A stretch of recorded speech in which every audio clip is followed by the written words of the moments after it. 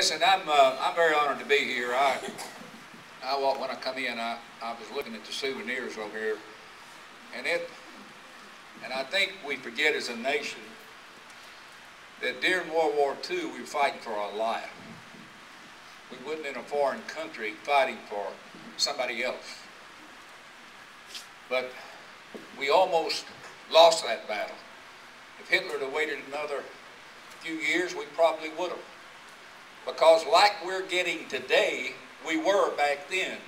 We was not a manufacturing company, not an industrial country the way we should have been. But you know, the women come out of the homes, the men went to war, and the kids did what they could. They created industrial development areas. They went to the automobile, Henry Ford, and they started making stuff to fight a war with, and they got busy, and with God's help, we got through that war. But we was fighting for our very survival. And I'll be honest with you, I don't like where this nation's going today because it scares me. It scares me to death when I see this president moving us more and more towards socialism.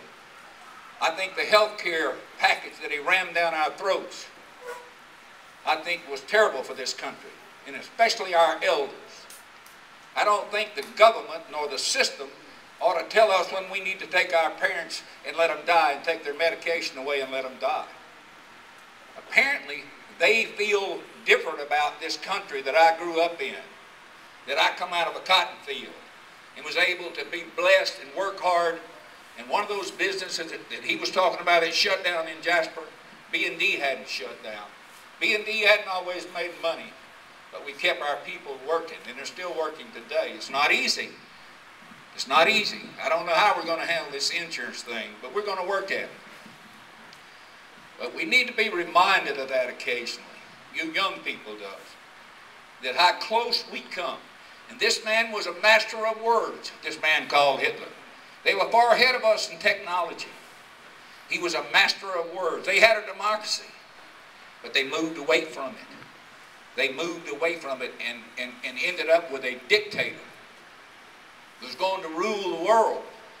I don't think this president wants to rule the world. I don't believe that. I think he wants us to be a part of what Europe is. We never have, but I think he's set on taking us there.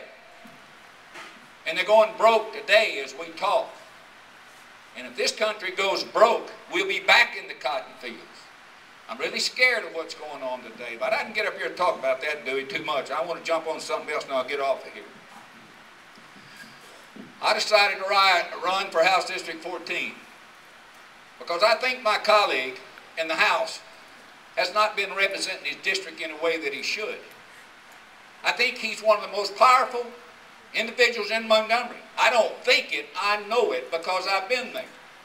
I've served as chairman of the rules like Ken has. I know what you can do with chairman of the rules. And for the first time since I've been involved in politics, I ain't got to worry about Jasper. I got to worry about these rural cities that's dying on the vine. You know what's going on here. You know what's going on in these small cities in Walker County and throughout this district. They're dying because of the lack of attention of their elected officials in Montgomery that has the power to change it. This young man is running against me or running in the primary. He's a fine young man. But good folks don't always win down there. They get nasty. They bring their money to town. And it's a match of money and lies. But I've been there. They can't tell any more on me. You're looking at a politician that's never been bought and never will. And nobody but the good Lord and the people that elects me will control me. I think we can change Carbon Hill. I think we can change Eldridge. I think we can change these small communities if we had one manufacturer, one that worked 300, 400, 500 people, we would have a base in Carbon Hill. That chairman of the rules handles every piece of legislation that goes through the Alabama legislature, through the House or the Senate. I've been chairman of the rules of the Senate. We didn't have a 4-lane highway to Birmingham when I got elected and I became chairman of the rules. But I stopped the legislation from Governor Wallace. I cut his stuff off. And I got him to negotiate with me, and we finished that product. Finished that project. There's a lot you can do from that position. And Ken, yes, I'm ashamed of you because you know I know what you can do. And you grew up here. These people grew you up. They watched you grow and they were proud of you. Where'd you go? Why do you look down at them now instead of looking them in the eyes and trying to help these communities? I'm sorry, Ken. The truth is the truth. God bless you. I'm proud to be here.